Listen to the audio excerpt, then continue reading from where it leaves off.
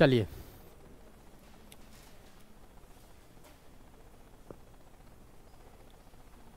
ठीक है। तो हम कल कहाँ थे, कोई बताएगा?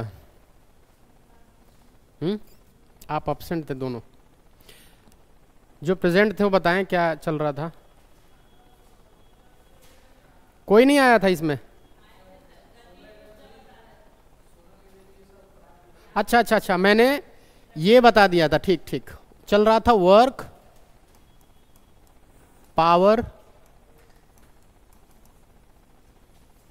एनर्जी। टॉपिक हमने आपको बता दिया था मास, एनर्जी बता दिया था ना। मास एनर्जी बता दिया था, सोलर एनर्जी बता दिया था, छोटे छोटे डेफिनेशन थे। इसके बारे में हमने बताया था कि आइंस्टीन ने दिया था, इसे रिलेटिविटी ऑफ थियरी बोलते हैं, थियरी ऑफ रिलेटिविटी।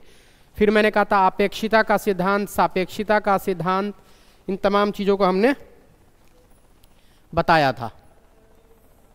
चलिए, आज हम पढ़ेंगे जो नया टॉपिक है, फ्रेश टॉपिक है, वो है मोमेंटम। क्या है? मोमेंटम।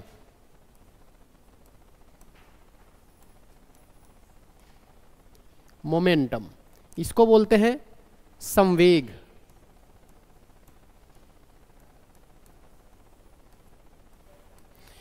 तो आज हम पढ़ेंगे संवेग, मोमेंटम। क्या होता है मोमेंटम? मोमेंटम ये किसी भी फिजिकल क्वांटिटी के या भौतिक राशि जो होते हैं उनके मोशन के मात्रा को बताता है। वो कितनी गति में है, उस गति के मात्रा को बताता है। मात्रा मतलब एसआई यूनिट नहीं, एसआई यूनिट नहीं, उसकी क्वांटिफाई करता है उसको, वो कितने मात्रा में है। ठीक, चलिए। क्या? यह, मैं हिंदी इंग्लिश दोनों में लिखूंगा, यह वह भौतिक राशि या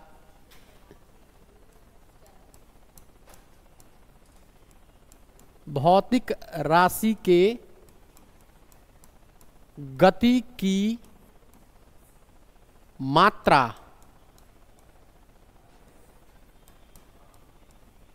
को बताता है। इसको कैसे लिखेंगे? इंग्लिश में अगर इसे बात बोलेंगे तो बोलेंगे कि ये क्या करता है? क्वांटिफाई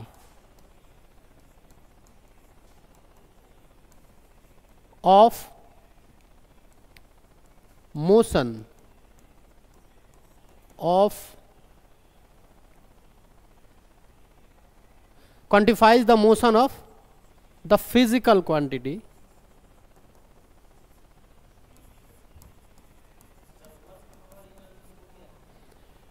वर्क, पावर, एनर्जी में हम लोग एनर्जी वाले हिस्से को आज कंप्लीट करेंगे और पावर भी कंप्लीट कर लेंगे। आज ये चैप्टर कंप्लीट कर लेंगे तो थोड़ा सा आप लोग बातें मत करिए।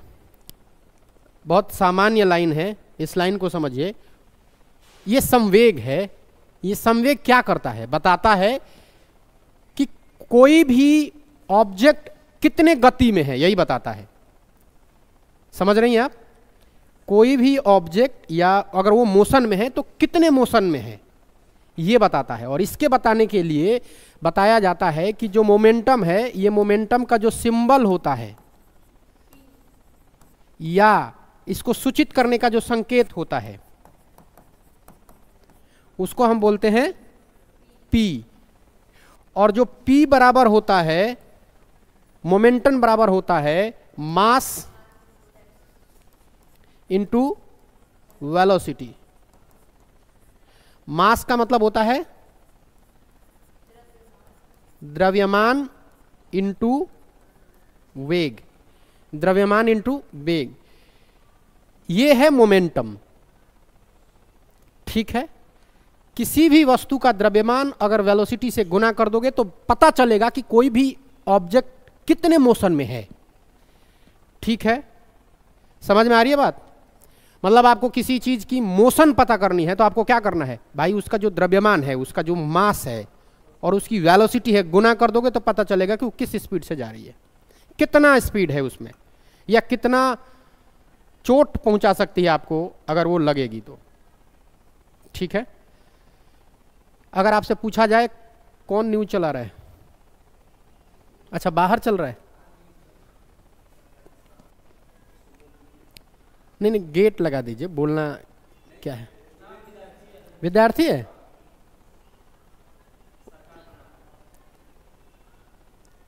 चलिए उनको बोल दीजिए। और हाँ ठीक है, इतना समझ में आया आप लोगों को, आगे बढ़ें। ठीक है, सुनिए, पी को बोलते हैं मोमेंटम, इसको बोल है हाँ मोमेंटम बोलते हैं, लेकिन इसको इंडिकेट करते हैं पी से, इसीलिए मैंने लिखा सिंबल पी से। मोमेंटम को एम से नहीं करते हैं, एम को मास से करते हैं, और ये चूंकि ग्रीक उधर के लैंग्वेज से हमें मिला है तो इसलिए इसे पी कहते हैं। जैसे साइकोलॉजी को आप लिखते कुछ और हैं और बोलते कुछ और हैं। फिर से सुन लीजिए, मोमेंटम क्या है? मोमेंटम कोई भी भौतिक राशि कितनी गति में है उस गति के मात्रा को बताता है कि कितनी गति में है। इंग्लिश में देखिएगा तो quantifies the motion of the physical quantity, किसी भी फिजिकल क्वांटिटी के मोशन के मात्रा को कैसे बताएगा, तो उसके मास में, उसके द्रव्यमान में उसकी वेलोसिटी को मल्टीप्लाई कर देगा तो वो बता देगा कि ये कितने स्पीड में है, इसकी मात्रा कितनी है स्पीड की। ठीक है, समझ में आई बात? अब ये इसको P से सूचित करते हैं और P बराबर मास इंटू वेलोसिटी होता है। अच्छा, मास इंटू वेलोसिटी का मतलब हम डायरेक्ट लिखना चाहें तो क्या हम ऐसे लिख सकते हैं, P इक्वल टू एम भी? ठीक है, तो P का मुझे बताइए, इसका एसआई यूनिट क्या होगा? एसआई यूनिट m है तो kg होगा, और v है तो मीटर पर सेकंड होता है ना, एक मिनट मतलब मीटर पर सेकंड होता है, समझ रही हैं आप लोग? Metre per second. वेलोसिटी का क्या होता है? s बाई टी, यही तो फॉर्मूला होता है, डिस्प्लेसमेंट बटे टाइम, विस्थापन बटे समय। s तो इसको होते हैं मीटर और इसको बोलते हैं सेकंड। इसको ऐसे लिख सकते हैं मीटर पर सेकंड ऐसे, तो वेलोसिटी को हम ऐसे लिख सकते हैं मीटर पर सेकंड डायरेक्ट ऐसे। ठीक है, तो P equal to m v, P का ऐसा unit kg metre per second. Unit समझ में आया? अच्छा, अगर हम आपसे बोलें कि इसका डायमेंशन बताइए तो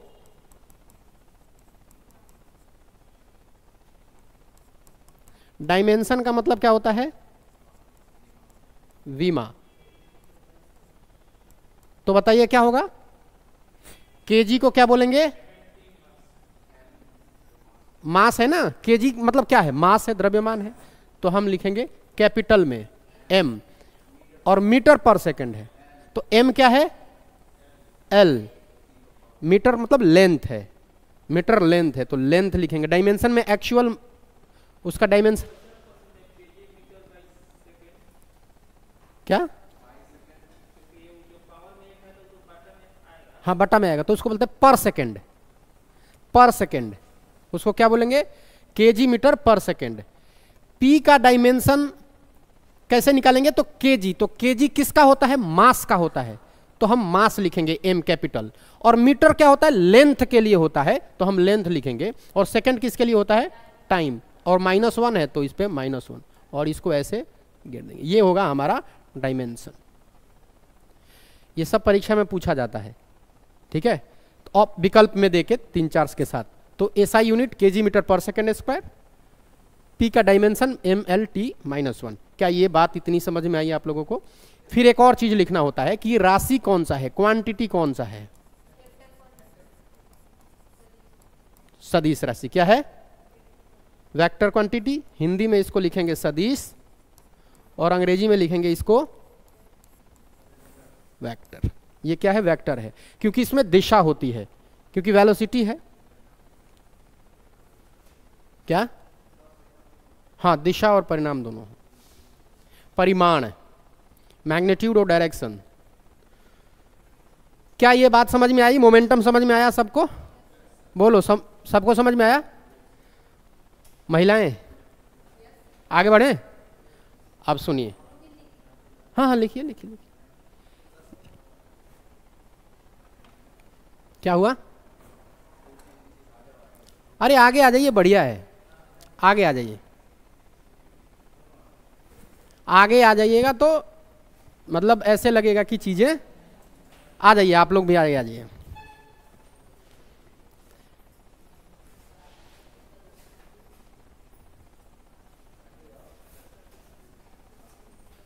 और क्लास छोड़िए मत। अब जैसे ये एक टॉपिक बताऊंगा, इससे आधारित 2 प्रश्न पूछे गए हैं, और एक बार यूपीएससी ने पूछा है और उसी को यूपीपीसीएस ने चेप लिया है एकदम एज इट इज, भाषा का बदलाव करके। तो मैं अभी इसी पे बताऊंगा, आप भी आ जाइए। हाँ, अब कितना बढ़िया और सुंदर बच्चे की तरह लग रहे हैं आप लोग। चलिए आगे बढ़ूं मैं। सुनिए, ये हो गया मोमेंटम। क्या हो गया? मोमेंटम। अब हम पढ़ेंगे relation between kinetic energy and momentum. क्या है टॉपिक? रिलेशन। अगर मैं ऐसे लिख दूं तो समझ जाएंगे, between, relation between kinetic energy and, हिंदियों लिखते हैं, रुक जाइए। रिलेशन बिटवीन, अच्छा इधर सब लोग हिंदी है या इंग्लिश है? हिंदी है ना, अभी तो इंग्लिश भी है, कोई बात नहीं। Relation between kinetic energy and momentum, इसको हिंदी में लिखिए गतिज ऊर्जा और संवेग का संबंध। ठीक है, गतिज ऊर्जा और संवेग का संबंध, इसको ठीक से समझिएगा, इससे प्रश्न बनते हैं, और वो मैं प्रश्न लेके आया हूं आपके लिए, मैं दिखाऊंगा जो बनते हैं। रिलेशन बिटवीन काइनेटिक एनर्जी, इसको बोलेंगे काइनेटिक एनर्जी, के बोलते हैं इसको, काइनेटिक एनर्जी। हिंदी में बोलते हैं इसको गतिज ऊर्जा। हिंदी में क्या बोलते हैं? गतिज ऊर्जा। ठीक है, अब थोड़ा सा समझिएगा, लिखना बंद करके आराम से, खाली मस्तिष्क से समझे। देखिए, तो बता रहा है कि संबंध बताइए, तो हम दोनों जानते हैं, दोनों जानते हैं ना। एक है P इक्वल टू क्या होता है बताइए? P equal to m b होता है। P को हिंदी में क्या बोलते हैं? इसको हिंदी में संवेग बोलते हैं।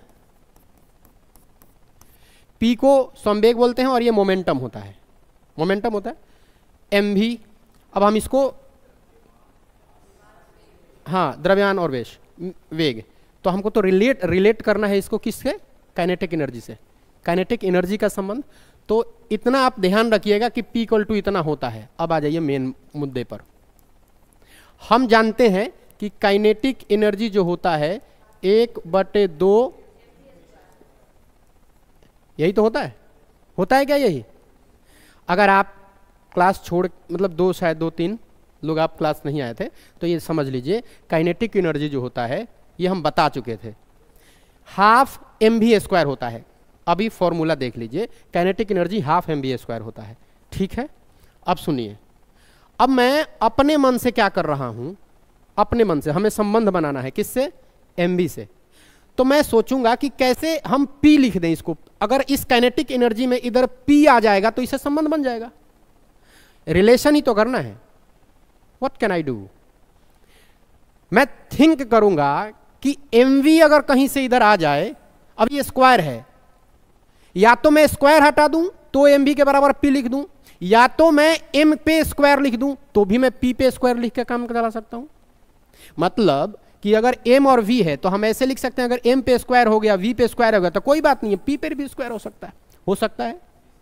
अब देखिए, इसको हटाने में दिक्कत है, तो ज्यादा बेहतर है कि हटाइए मत, कुछ ऐसा काम करिए हाँ, बस मैं यही चाह रहा था कि नीचे और ऊपर दोनों में m से मल्टीप्लाई कर दीजिए तो इसका कुछ बिगड़ेगा नहीं। m m कैंसिल होके 1 ही आएगा। तो क्या आप इस पूरे सिस्टम को 1 से मल्टीप्लाई कर सकते हैं? कर सकते हैं क्या? अच्छा, 1 के जगह पे ये कर सकते हैं क्या कि m डिवीजन बाई m से मल्टीप्लाई, एक ही बात है। अच्छा, ये क्यों कर रहे हैं? क्योंकि हमें p चाहिए। देखिएगा आप कैसे मिलेगा। अब आइए फिर, काइनेटिक एनर्जी बराबर हाफ m। अब सोचिए, ये m और ये m मिल के क्या हो जाएगा? m स्क्वायर, और v स्क्वायर पहले से है और नीचे आ गया m, तो हम क्या करेंगे? इधर m लिख देंगे, कोई दिक्कत? m स्क्वायर v स्क्वायर को क्या हम p स्क्वायर लिख सकते हैं? तो हम फिर काइनेटिक एनर्जी बराबर यहां से हमें क्या मिला कि 1/2m ये वाला, और फिर मिला क्या? p स्क्वायर, क्योंकि m स्क्वायर v स्क्वायर के बराबर क्या लिखेंगे? p square. तो क्या इस पूरे कहानी को हम ऐसे लिख सकते हैं कि हमें काइनेटिक एनर्जी जो मिला इसके रिलेशन के साथ, वो मिला p स्क्वायर बटे 2m। मिला क्या? ये हमें मिला काइनेटिक एनर्जी के साथ। किसका संबंध? अब आप कहिएगा कि सर ये प्रश्न में कैसे पूछेगा, है ना? मैं लेके आया हूं कैसे पूछा है। आपको याद है कि टीआरई 3 में 2006 का यूपीपीसीएस का एक प्रश्न एज इट इज उठा के रख दिया था, मैंने दिखाया था, पेपर में कटिंग ले आया था आपको। और ये यूपीपीसीएस में कैसे पूछा है, और यूपीएससी में पूछा था तो यूपीपीसीएस ने चुरा लिया था, अब आप में पूछेगा तो ये चुरा सकता है। तो चूंकि हम इस टॉपिक को पढ़ रहे हैं तो इस पे कैसे क्वेश्चन आएगा ये भी तो हमें जानना चाहिए। जानना चाहिए कि नहीं जानना चाहिए? अब आइए, इतना समझ में आ गया आप लोगों को? अब आपको याद रखना है कि काइनेटिक एनर्जी बराबर p स्क्वायर और क्या होता है? 2m। p square upon 2m, बोलिए p स्क्वायर अपन, याद रहेगा? क्योंकि जब मैं प्रश्न बनाऊंगा तो इसका ध्यान रखिएगा, ठीक है? शुरू करें प्रश्न, देखें कैसे प्रश्न किया है, लिखिएगा, लिख लीजिए। हवा हूं हवा में बसंती हवा हूं, सुनो बात मेरी अनोखी हवा हूं, बली कह ही रहा था। एक कविता सुना है आपने?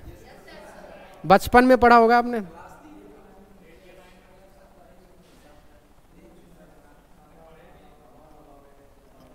बहुत बहुत, हाँ, ये कहानी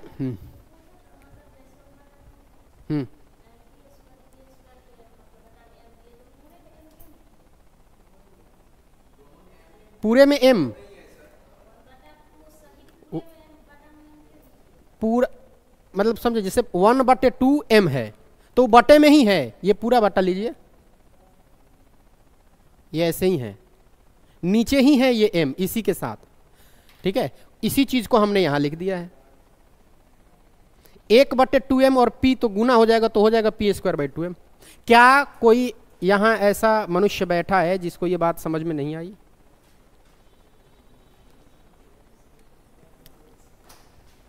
मानव ही तो हैं आप, तो मैं मनुष्य बोल देता हूं तो क्या दिक्कत? किसको याद है हवा हूं हवा में बसंती हवा हूं? याद किसी को नहीं? पढ़ा सबने है? सीबीएसई वालों को नहीं मिलेगा, सीबीएसई वाले लोग नहीं पढ़े होंगे, बहुत पहले के सिलेबस में था ये। नहीं, अब हटा दिया है शायद। चलिए आगे बढ़े।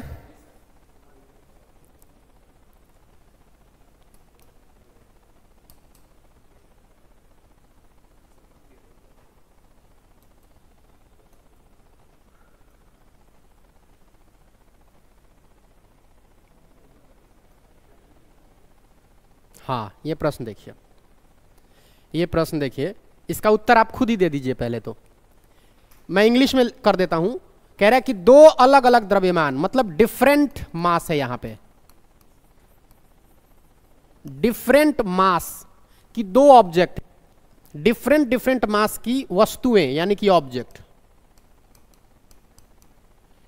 की गतिज ऊर्जा यानी कि काइनेटिक एनर्जी समान हो, मतलब सेम है। तो संवेग क्या होगा, मतलब कहने का ये है, संवेग इसमें से कौन सा होगा, हल्के वाले का, मतलब जो कम मास वाला है का अधिक होगा, भारी वाले का अधिक होगा, दोनों का समान होगा, इनमें से कोई नहीं। ये प्रीवियस है, दोनों का समान होगा, मतलब कैसे बोल रहे हैं आप, दोनों का समान, हल्के वाला का अधिक, समझ में आ रहा है आप लोगों को? हम समझा देते हैं, ठीक है। ये कैलकुलेशन का बेस्ड है, बट आप लोगों को ऐसे भाषा में दे दिया है, बट देता है क्या करें, आप में भी पूछा जा सकता है और बीपीएससी में भी पूछा जा सकता है। बीपीएससी जो सिविल सर्विस है, क्वेश्चन ठीक है, और इसको समझिए। पहले कह रहा है दो अलग अलग द्रव्यमान। तो सबसे पहले तो हम ऐसे मान लेते हैं कि ये ऑब्जेक्ट है। क्या है? ऑब्जेक्ट है, ठीक है। अब कह रहा है कि अलग अलग द्रव्यमान, इसका मतलब है कि m1 m2 द्रव्यमान अलग अलग है, मास अलग अलग है, तो m1 और m2 ले सकते हैं। फिर कह रहा है कि वस्तु की गतिज ऊर्जा समान है, मतलब काइनेटिक एनर्जी क्या है, सेम है। तो जो काइनेटिक एनर्जी होगा जो इसका, वही इसका, इसमें कोई फेरबदल नहीं। फिर कह रहा है तो बताइए कि संवेग क्या होगा। संवेग पूछ रहा है, तो मान लीजिए कि कुछ इसका संवेग होगा और कुछ, संवेग ही तो पूछ रहा है, तो जानेंगे संवेग एक तो हम कर नहीं सकते, तो अलग अलग कर दिया। इसके लिए इसका संवेग m2 के लिए p2 संवेग, कोई दिक्कत। बट ये कह रहा है कि काइनेटिक एनर्जी सेम है, गतिज ऊर्जा समान है। अब थोड़ा सा अभी जो पढ़े थोड़ी देर पहले, क्या होगा बताइए, काइनेटिक एनर्जी क्या होगा बताइए। काइनेटिक एनर्जी जो होगा वो फॉर्मूला क्या बताया था अभी, दोनों का रिलेशन करके, क्योंकि रिलेशन पे संबंध है, p² बाई, यही तो होता है काइनेटिक एनर्जी का फॉर्मूला, यही होता है ना, ठीक है। तो जरा देखते हैं दोनों के लिए निकाल के। तो हम इसके लिए अगर निकालेंगे तो मैं ऐसे खींच देता हूं लाइन,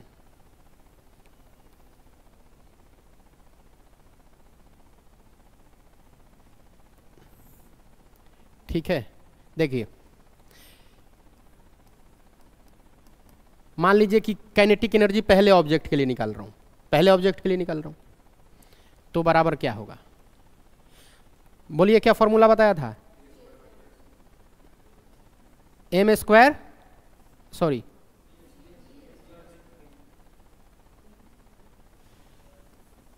p² बाई 2m, यही होता है ना। तो ये क्या होगा 2m1। फिर यहां लिखिए बराबर क्या होगा बताइए, p² बाई 2m2, लेकिन यहां होगा 2 और यहां होगा 1, ठीक है। काइनेटिक एनर्जी सेम है, मैं 1 1 इसलिए कह रहा हूं कि समझ में आए, हालांकि 1 यहां लिखने की जरूरत नहीं है, काइनेटिक एनर्जी सेम है। इतना समझ में आया? क्या इस बात को हम ऐसे लिख सकते हैं, बताओ, काइनेटिक एनर्जी जो है 1 = 1/2 p1/m1, ऐसे लिख सकता हूं?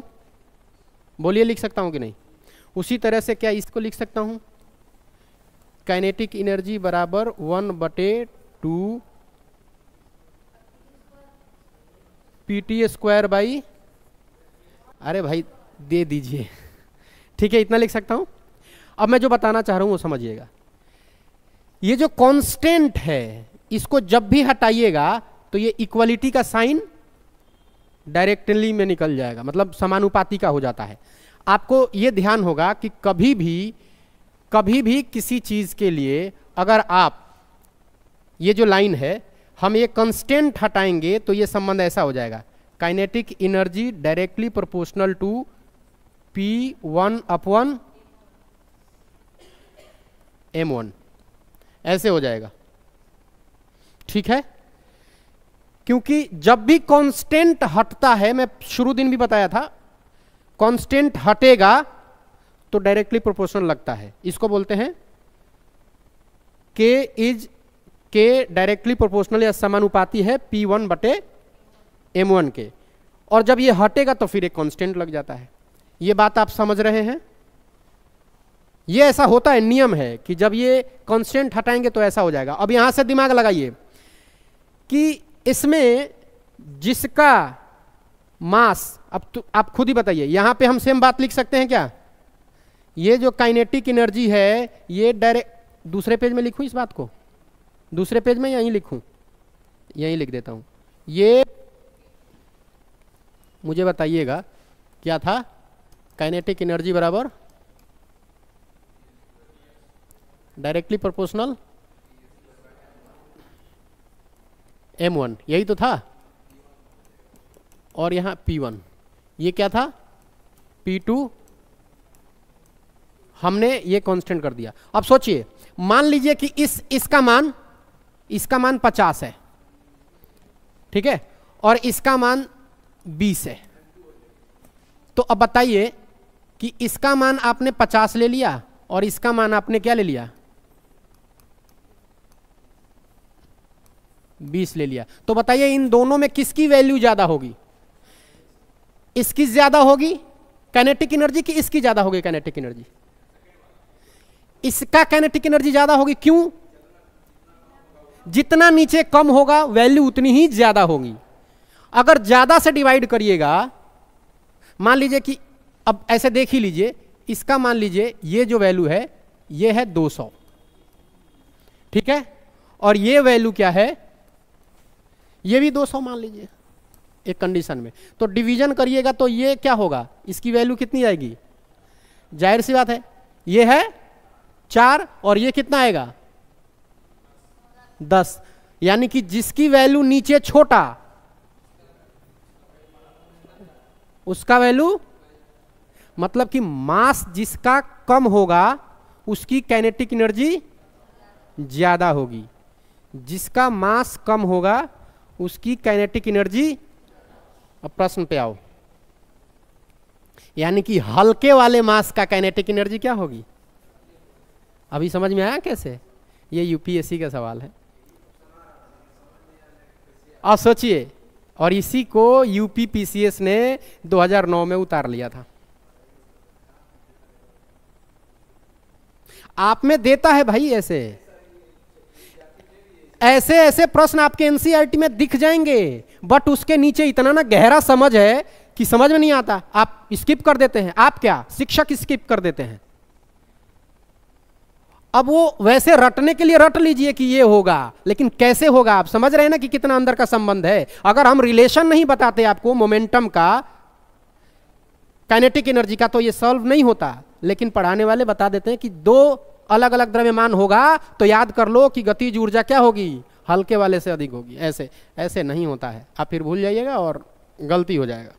तो अब नहीं भूलना है, ठीक है। अब सोचिए, एक और प्रश्न आया है 2011 में, देखिए। रे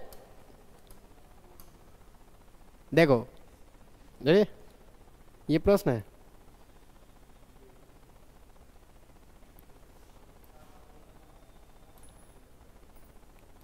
क्या है ये?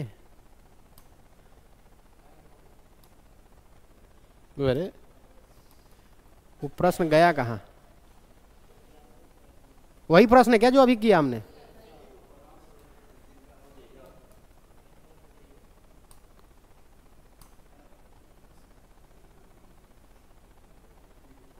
सेम क्वेश्चन, अलग अलग द्रव्यमान था, उसमें क्या था?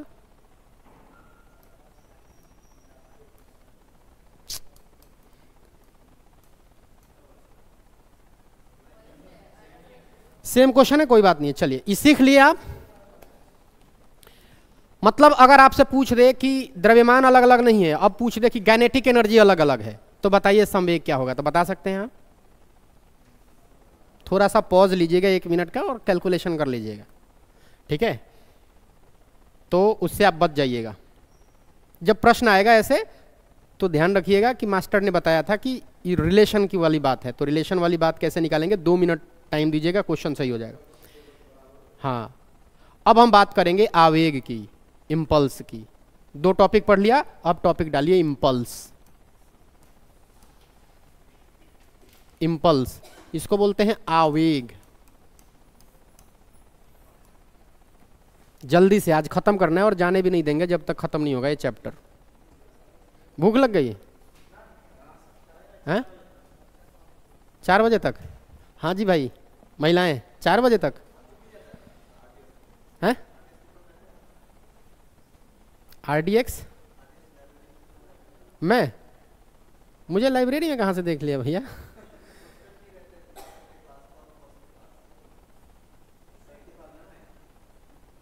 मैं यहाँ नहीं रहता पहले तो इस इलाके में, और दूसरी बात हम किसी लाइब्रेरी में नहीं गए हैं।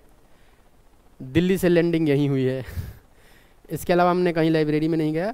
और रहता हूँ तो मैं राजीव नगर की तरफ। मेरे शकल का कोई दूसरा घूम रहा है फिर। ठीक है,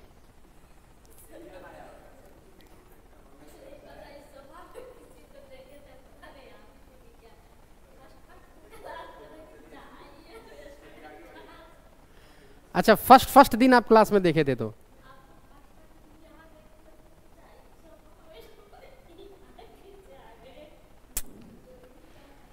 अच्छा अच्छा अच्छा अच्छा अच्छा, हाँ तो मतलब वैसे विशालकाय शरीर भी नहीं हुआ है चाचा की तरह की जैसे, मतलब हाँ ये मास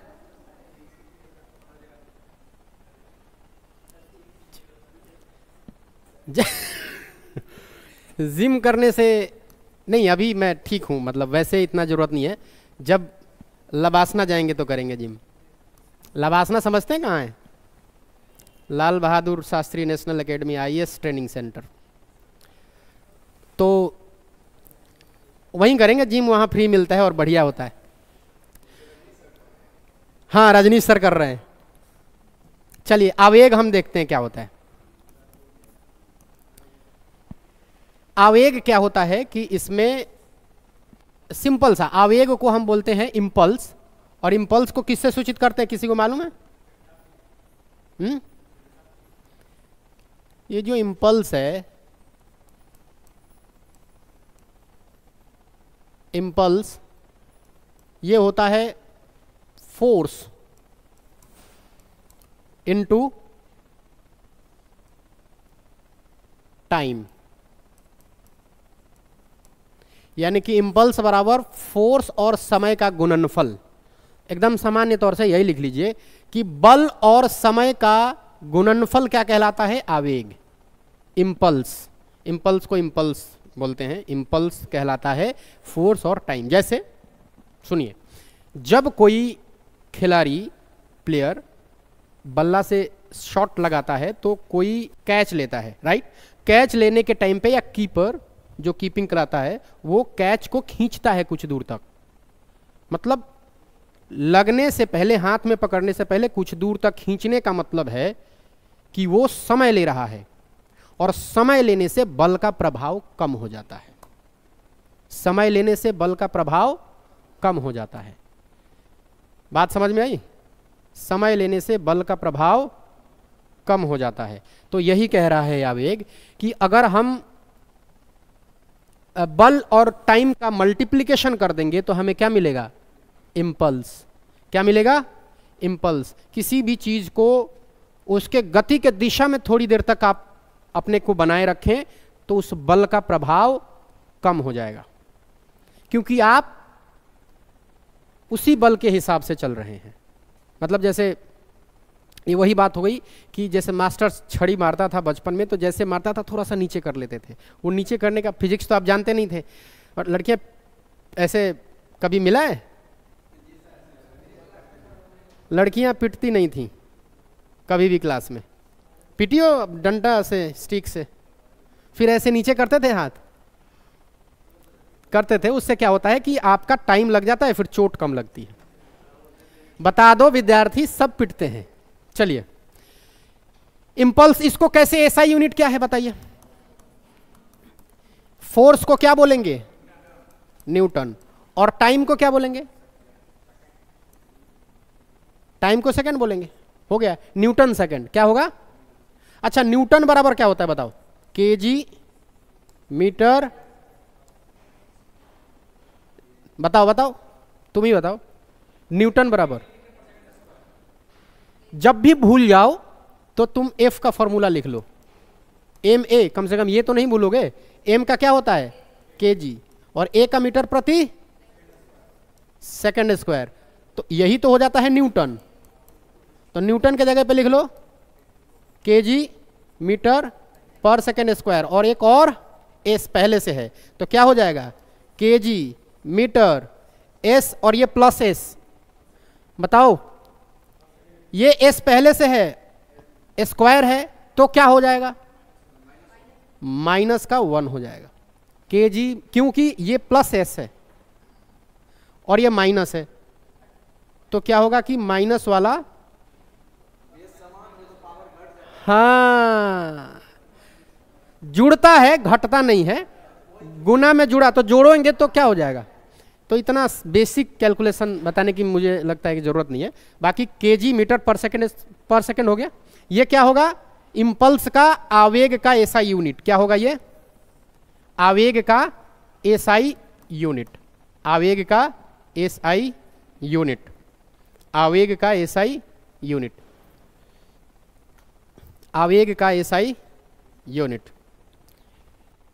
ठीक है, ये बात समझ में आई आप लोगों को, इम्पल्स बराबर फोर्स और टाइम। एग्जाम्पल याद रखिएगा, जब किसी गेंद को खिलाड़ी पकड़ता है हाथ में तो चोट न लगे इसके लिए समय अवधि बढ़ा देता है, तो समय अवधि बढ़ने से चोट का प्रभाव या बल का जो प्रभाव है वो क्या हो जाता है, क्या होता है, बढ़ जाता है, कम हो जाता है। ठीक,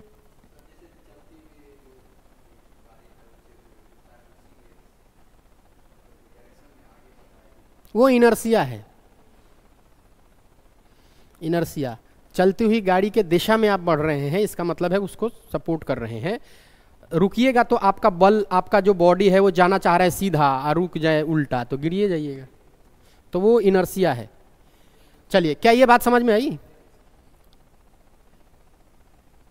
अब हम पढ़ेंगे वर्क, क्या पढ़ेंगे, सॉरी पावर, क्या पढ़ेंगे, पावर।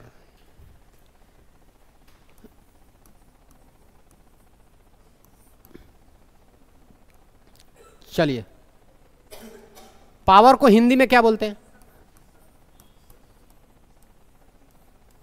शक्ति शक्ति शक्ति शक्ति शक्तिमान। तो क्या होता है, इसको कैसे लिखेंगे, शक्ति को कैसे लिखेंगे बताइए, कार्य करने की दर को, कार्य करने की क्षमता को कहते हैं energy, capacity to do work, इसको बोलते हैं कार्य करने की दर को शक्ति कहते हैं। ठीक है, तो क्या होता है, इसको इंग्लिश में कैसे बोलेंगे, the rate of doing work या working capacity, the rate of working capacity, कार्य करने की क्षमता, सॉरी कार्य करने का रेट, दर, कार्य करने का दर, मतलब इसको सिंपल, वर्क, वर्क बराबर क्या, वर्क बराबर क्या, अरे यार पावर, पावर बराबर क्या, W बटे टी, W बटे टी, वर्क बटे टाइम। अच्छा, वर्क बटे टाइम, इसको क्या लिख सकते हैं, वर्क को अभी एफएस लिख सकते हैं, बिल्कुल सही, एफएस कॉस थीटा, यही तो होता है फॉर्मूला, याद है, वर्क बराबर, हाँ, और नीचे क्या है, टाइम। इसी बात को ऐसे लिख सकते हैं, F S by T cos theta, ऐसे लिख सकते हैं, एक ही बात है, मैथमेटिक्स में ऐसे लिखते हैं। बस हमने क्या किया, एफ को अलग कर दिया, एस बाई टी को और कॉस थीटा। क्यों किया ऐसा, इसलिए किया कि एफ और s बाई टी को क्या लिख सकते हैं, क्या लिख सकते हैं, वेलोसिटी। वेलोसिटी को हम s बाई टी लिखते हैं तो वेलोसिटी लिख सकते हैं। और उसके बाद क्या मिला, cos थीटा।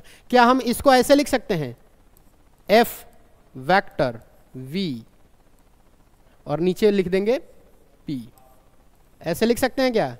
याद करो वर्क बराबर हम क्या लिखते थे, f डॉट s ऐसे लिखते थे, और इसी को हम लिखते थे एफ एस कॉस थीटा। एक ही बात है, ये वेक्टर का फॉर्मूला है। अगर हम डॉट प्रोडक्ट को, जैसे डॉट प्रोडक्ट को हम एक्सप्लेन करेंगे तो एफ बी कॉस थीटा हो जाता है। ये लिख दिया एफ बी लिख दिया, लिख सकते हैं, ये सब हम बताए हैं पहले, ठीक है। इसलिए मैं बोलता हूं क्लास एब्सेंट मत करिए। पी को एफ वी, तो अब एसआई यूनिट बताओ, पी का एसआई यूनिट, यानी कि इस शक्ति का, जो शक्ति का एसआई यूनिट है वो क्या है, बताइए एसआई यूनिट क्या है। एफ का क्या होगा बताइए, न्यूटन,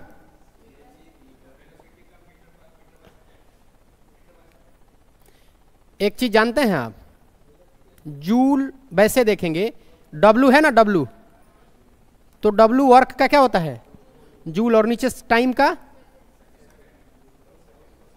हो सकता है ये, बिल्कुल हो सकता है। क्या इस बात को ऐसे लिख सकते हैं, जूल पर सेकेंड, ऐसे लिख सकते हैं?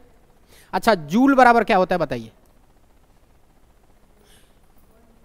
ये इसे न्यूटन भी तो लिख सकते थे, न्यूटन, और v को क्या बोलेंगे, मीटर पर सेकेंड, और न्यूटन बराबर क्या होता है बताइए, केजी मीटर पर सेकेंड स्क्वायर, और पहले से क्या है ऐसे, तो क्या इस बात को हम ऐसे लिख सकते हैं, केजी मीटर, अच्छा ये, तो यहां क्या हो जाएगा, और मीटर पे स्क्वायर होगा, तो ये क्या हो जाएगा 3, नहीं कुछ तो है, मीटर स्क्वायर,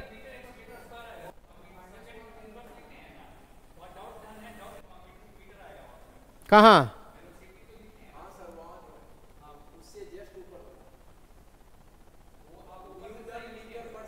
एक मिनट, न्यूटन मीटर स्क्वायर होगा ना, तब यहां स्क्वायर। अब ठीक है, ऐसा यूनिट कुछ पूछना है, समझ में आया ये कैसे लिखा, फिर से एक बार समझ लीजिए। इसका आप ऐसे भी लिख सकते हैं,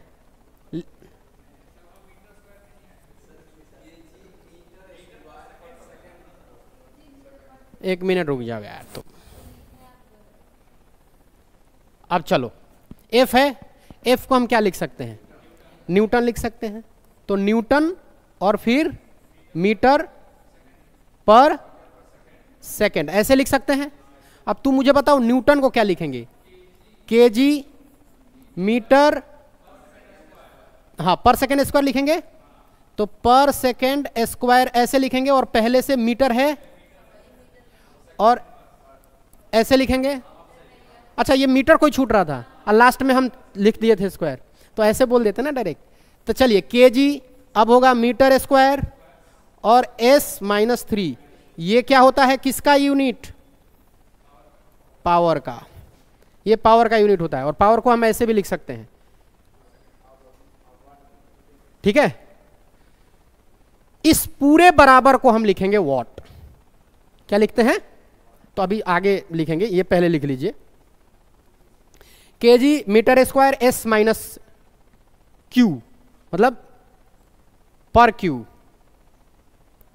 क्या ये बात समझ में आई आपको, क्या, हाँ दो है, एक तो जे बाई, कहाँ गया, जे बाई सेकेंड जूल, और जूल को जब आप लिखेंगे न्यूटन में तो ऐसे लिख देंगे, याद रखिएगा।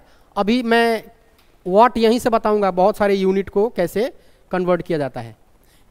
किसी के पेरेंट्स आए हैं या क्या, या कोई हैं जो इंतजार कर रहे हैं किसी बच्चे का, चलिए कोई बात नहीं है, अभी बैठना पड़ेगा आपको। किसके हैं, किसके साथ हैं? नहीं, फिर ठीक है। अच्छा, जो लोग पीछे नहीं देख रहे वो पता है कि अरे हमारा तो कोई आ ही नहीं सकता।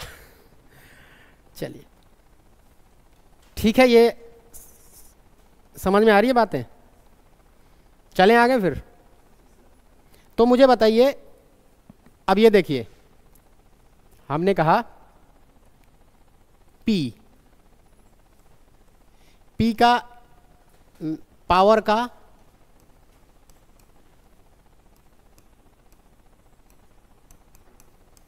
SI यूनिट क्या लिखा हमने? kg मीटर स्क्वायर, यही लिखा ना? ये होता है, या इसको हमने बोला था क्या? वॉट। ठीक है। अच्छा, ये पावर जो है, पावर कौन सा क्वांटिटी है, मतलब राशि कौन सा है? कार्य, स्केलर है। क्या है? अदिश है, अदिश है। देखिए क्या कह रहे हैं? हाँ, तो देखिए एक चीज पहले याद रखिए, जब भी हम अदिश से, अदिश से यानी कि स्केलर से स्केलर का मल्टीप्लिकेशन करेंगे तो मिलेगा स्केलर, ये बात याद रखिएगा। और जब भी हम वेक्टर से वेक्टर का करेंगे तो स्केलर और वेक्टर दोनों मिलेगा। जब हम वेक्टर का स्केलर से करेंगे, जब वेक्टर का स्केलर से करेंगे, वैसे वेक्टर और स्केलर का नहीं होता है, इतना ही होता है, स्केलर का स्केलर से करेंगे या वेक्टर का वेक्टर से करेंगे या स्केलर से वेक्टर का करेंगे तो भी वेक्टर मिलेगा। जब ध्यान रखिएगा, वेक्टर और वेक्टर करेंगे तो स्केलर भी मिल सकता है और वेक्टर भी मिल सकता है, ये पूछे गए प्रश्न है। वेक्टर भी मिल सकता है और स्केलर भी मिल सकता है। हाँ, स्केलर को सदिश बोलते हैं, सॉरी अदिश बोलते हैं, और इसको बोलते हैं, वेक्टर को बोलते हैं सदिश। है? हाँ, पावर में क्या है कि इसमें दोनों का जो डॉट प्रोडक्ट, अच्छा डॉट प्रोडक्ट किसका होता है? स्केलर प्रोडक्ट में, मतलब कि आप मल्टीप्लाई करोगे तो स्केलर मिल जाएगा दो वेक्टर का। तो जो वेलोसिटी है, वर्क है, वो क्या है? वर्क क्या है? स्केलर क्वांटिटी है। फिर टाइम है, टाइम भी स्केलर क्वांटिटी है। इसी को लेके हम आगे बढ़ रहे हैं। मतलब पावर का यही तो डिवीजन है। तो पावर क्या है? एक अदिश राशि है। ये तो एक कैलकुलेशन अलग से है जो वेक्टर में मैंने बताया था, ये मैंने वेक्टर में बताया था। अभी फिलहाल आ जाइए पावर पे। पावर एक अदिश राशि है। क्या है? Scalar quantity. मिटाऊं इसे?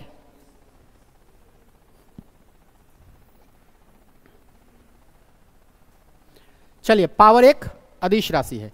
अब मुझे बताइए पावर के बारे में कुछ फैक्ट्स जो आपको बहुत याद रखना है। पावर का औद्योगिक जो व्यवहारिक मात्रक है वो हॉर्स पावर है। पावर का औद्योगिक व्यवहारिक मात्रक क्या है? क्या होता है? Horse power. ठीक है, हॉर्स पावर, पावर का व्यवहारिक मात्रक हॉर्स पावर। फिर वैसे ही बात, पावर का औद्योगिक मात्रक इंडस्ट्रियल क्या होता है? क्या होता है? Horse power.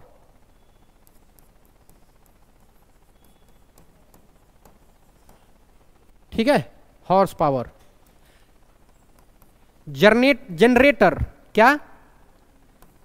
जनरेटर या मोटर का मात्रक, मतलब इसका जो क्षमता है, इसका के का शक्ति मतलब पावर किसमें निर्देशित किया जाता है, किसमें बताया जाता है? शक्ति का मात्रक हॉर्स पावर में बताया जाता है। ठीक है, एक हॉर्स पावर बराबर कितना होता है?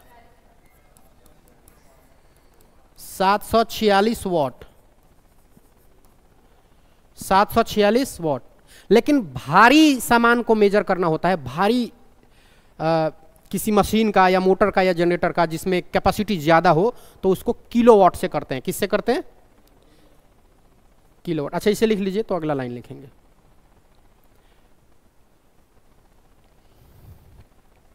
टक्कर बचा हुआ है, कोलिजन। लेट हो रहा है, अभी टाइम है ना?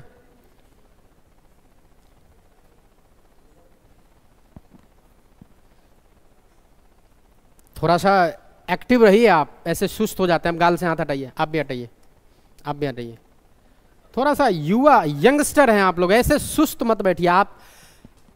हाँ मतलब एटलीस्ट ऐसा लगना चाहिए कि हाँ एक नॉर्मल और अच्छे विद्यार्थी के सामने हम बैठे हुए हैं। वरना वो कहते हैं कि सारी धरा भी साथ दे तो और बात है, तू जरा भी साथ दे तो और बात है। सारी धरा भी साथ दे तो और बात है, तू जरा भी साथ दे तो और बात है। चलने को तो एक पांव से भी चल रहे हैं लोग, मगर दूसरा भी साथ दे तो और बात है। आपका ये इतना पुअर एनर्जी के साथ ये ताली बजा रही है जैसे गजब। ताली एनर्जी आ रहा है बट एकदम ठीक है, पावर कम है इनमें अभी। चलिए, जैसे भारी या अधिक क्षमता, अधिक शक्ति दर्शाने के लिए, अधिक पावर या अधिक शक्ति या भारी कोई कैपेसिटी को दिखाने के लिए किलोवाट होता है।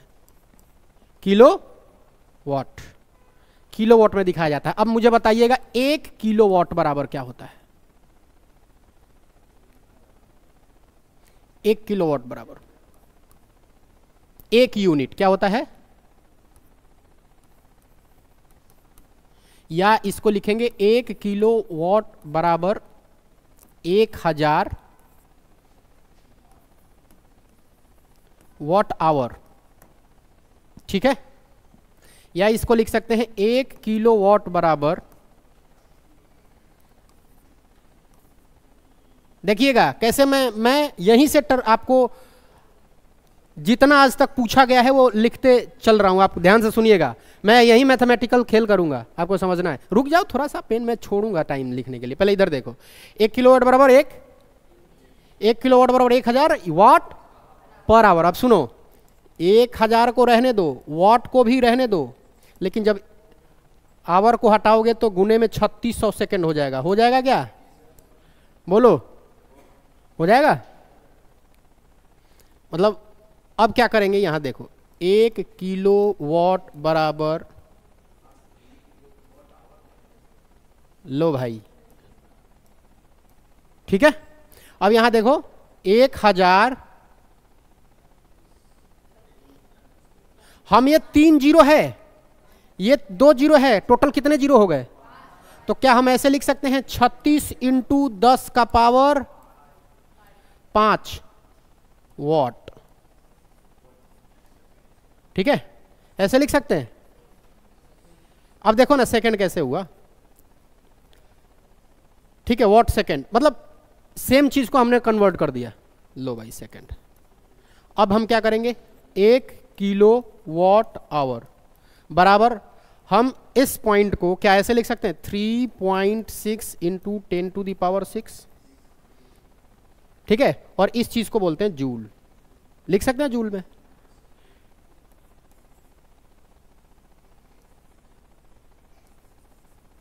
ठीक है, इसको ऐसे लिख सकते हैं क्या, 1 किलो वॉट आवर बराबर इस टोटल को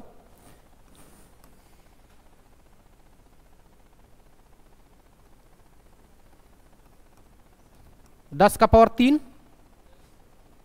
क्योंकि 6 है तो 2 जीरो इसमें से ले आए, 3 जीरो इसमें ले आएंगे, तो 3 जीरो में ये 3600 हो जाएगा और ये 10 का पावर 3 हो जाएगा, हो जाएगा। अब हम 1 किलो वाट आवर बराबर हम ऐसे लिख सकते हैं 3600 किलो जूल, क्योंकि 10 के पावर 3 को क्या बोलते हैं, और जूल तो पहले से ही था। तो 1 किलोवाट बराबर 1 यूनिट, 1 किलोवाट बराबर 1000 वाट, 100 वाट इतना सेकंड हो सकता है। ये तो मैं समझाने के लिए दे दिया था कि कैसे कन्वर्ट करते हैं। फिर 1 किलोवाट बराबर 3600 गुना 10 का पावर 5 वाट सेकंड, और इसी को बोलते हैं जूल। तो 3.6 इंटू 10 टू द पावर 6 को हम जूल बोलेंगे। और फिर ये 6 है तो 6 में से 3 जीरो इधर ले जाएंगे तो ये हो जाएगा 3600, और इसको बोलते हैं क्या, 3 जीरो बच जाएगा तो 10 के पावर 3 हो जाएगा, और 10 के पावर 3 को बोलते हैं किलो। 1 किलोवाट बराबर 3600 किलो जूल। इतना बात आप लिख लीजिए। और लिखने के बाद अब जो मैं बताने जा रहा हूं वो सारे पॉइंट पूछे गए परीक्षा में है, तो हम समापन की तरफ बढ़ रहे हैं।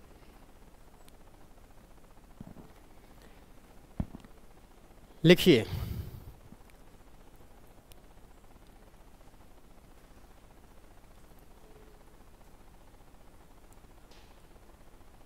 लिख रहे हैं आप लोग? तब किसकी सरकार बना दिया आप लोगों ने? बीजेपी? हाँ,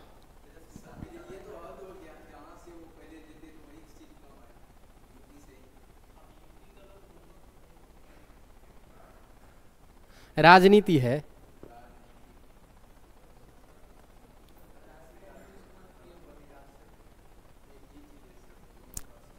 देखिए, ये जरूरी था कि सब कुछ बैलेंस हो, ये सब जरूरी है कि सब कुछ बैलेंस हो, मतलब वरना सत्ता जब मजबूत होती है तो जानते हैं क्या होता है। बलबीर सिंह करुण का एक शेर है, वो कहते हैं कि न्याय, जब भी सत्ता मजबूत होगी तो क्या होगा, ध्यान से सुनो तो फिर समझ में आएगा। न्यायालय के सिर पे पड़ती सत्ता की ठोकर देखी है, मतलब जब सत्ता मजबूत होगा तो न्यायालय को घुमाएगा। न्यायालय जो आम पब्लिक के मूल अधिकार का रक्षक है। तो बलबीर सिंह करुण कहते हैं कि न्यायालय के सर पे पड़ती सत्ता की ठोकर देखी है, जो कलम वेद रच सकती थी कुर्सी की नौकर देखी है। जिस कलम में बहुत ताकत है और जब सत्ता मजबूत होती है तो उस कलम को बांध दिया जाता है। फिर आपके अधिकार, इन तमाम चीजों पे अंकुश लगाए जाते हैं, क्योंकि पढ़े लिखे लोग के दोनों हाथ पीछे बांध दिए जाते हैं।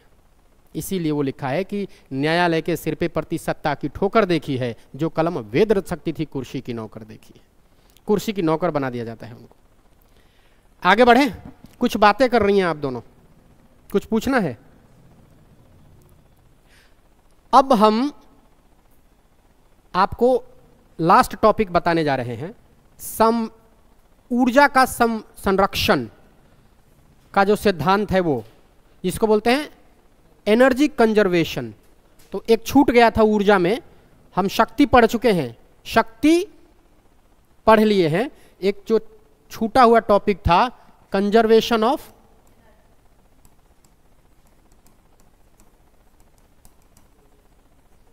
एनर्जी, इसको बोलते हैं ऊर्जा संरक्षण सिद्धांत। तो क्या कहता है ऊर्जा का संरक्षण सिद्धांत? यह कहता है कि energy neither can be create, हाँ, मतलब ऊर्जा जो है न तो बनाया जा सकता है, नहीं नष्ट किया जा सकता। नष्ट,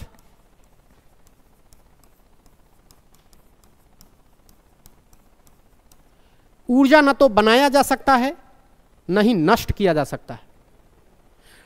energy cannot be created, neither be destroyed. Hindi में लिखना है तो हिंदी में लिख लीजिए, इंग्लिश में लिखना है तो लिख लीजिए, energy cannot be created neither be destroyed, उसे हम बर्बाद नहीं कर सकते। तो ये है एनर्जी, ठीक है। मतलब तो किया जा सकता है, किया जा सकता है केवल एक रूप से दूसरे रूप में परिवर्तन होता है। मतलब एक फॉर्म से दूसरे फॉर्म में हमेशा ट्रांसफर होता है, खत्म नहीं होता है। तो आप कहिएगा कि सर ये आवाज जो जाता है वो क्या होता है, सब लोग बोलते हैं, तो ये आवाज किस में होता है? आवाज हम जो बोलते हैं, ये ध्वनि जो जाती है फिर क्या होती है, ये किसी दूसरे फॉर्म में तब्दील हो जाती है। ऊर्जा कभी भी खत्म नहीं होता, ठीक है। और मैंने कहा, फिर इस लाइन को देखिएगा गौर से, हो सकता है केवल एक रूप से दूसरे रूप में क्या होता है। और इस पे कई प्रश्न पूछे गए हैं खाली कि एक ऊर्जा दूसरे रूप में कैसे तब्दील होता है, समझ रहे हैं। और उस पॉइंट को मैंने नोट करके ले आया, आपको उसको ध्यान रखना पड़ेगा। मैं दिखाऊं उसको, ये प्रश्न था वो।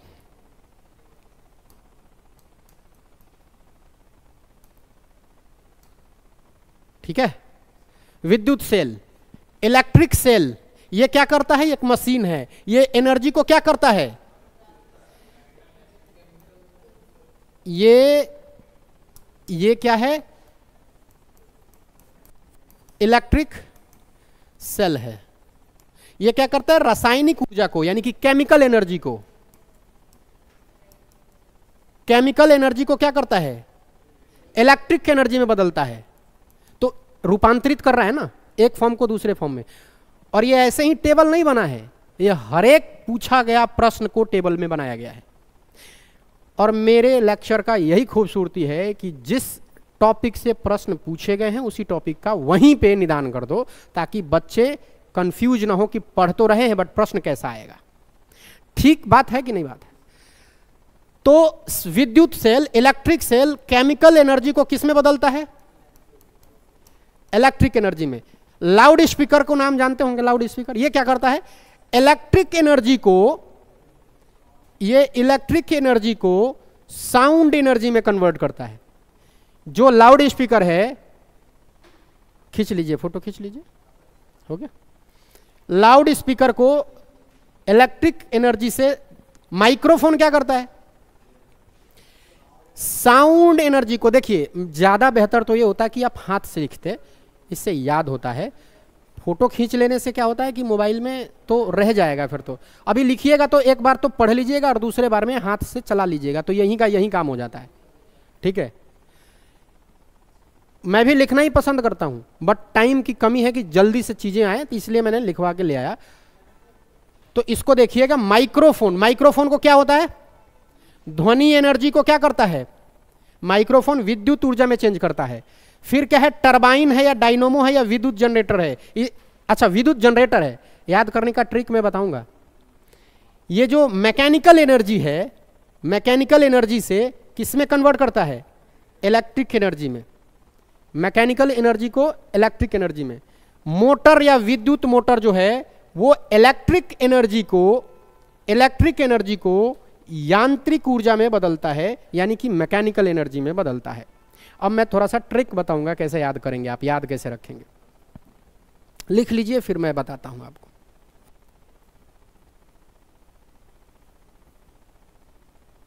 गुड आफ्टरनून सर, कल का क्लास का कोई लिखे हैं तो प्लीज इस नंबर पे व्हाट्सएप कर दो। प्लीज कैसे लिखते हैं बच्चे, और तो ऐसे लिखेंगे PILSE। रिकॉर्ड क्लास नहीं दे रहे हैं, देख रहे हैं।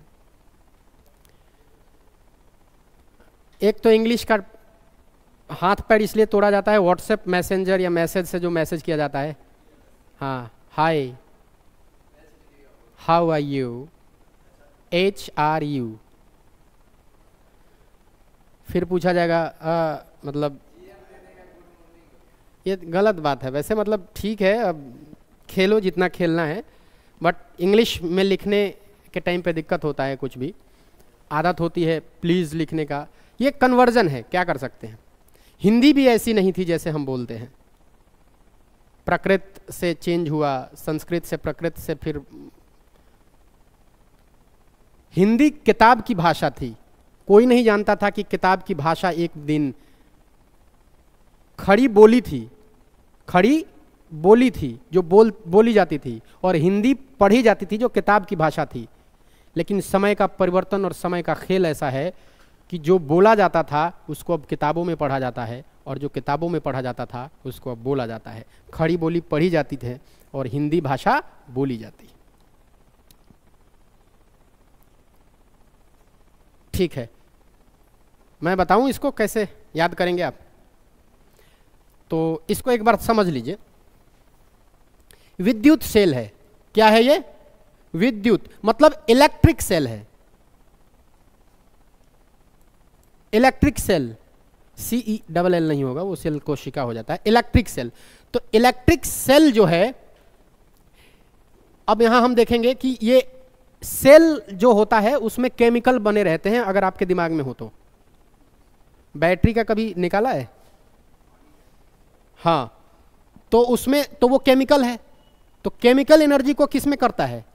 विद्युत में, इलेक्ट्रिक में। तो ऐसा सोचना है कि सेल में लिक्विड पाया जाता है, ठीक है, उस सेल के अंदर लिक्विड के वजह से, इसका मतलब है कि लिक्विड मतलब केमिकल, और केमिकल का नाम ही है इलेक्ट्रिक, तो ये देगा हमें इलेक्ट्रिक एनर्जी। अब जब घर जाइएगा तो ये सोचिएगा एक बार बैठ के कि क्या बताया था। फिर लाउड स्पीकर, लाउड स्पीकर क्या करता है?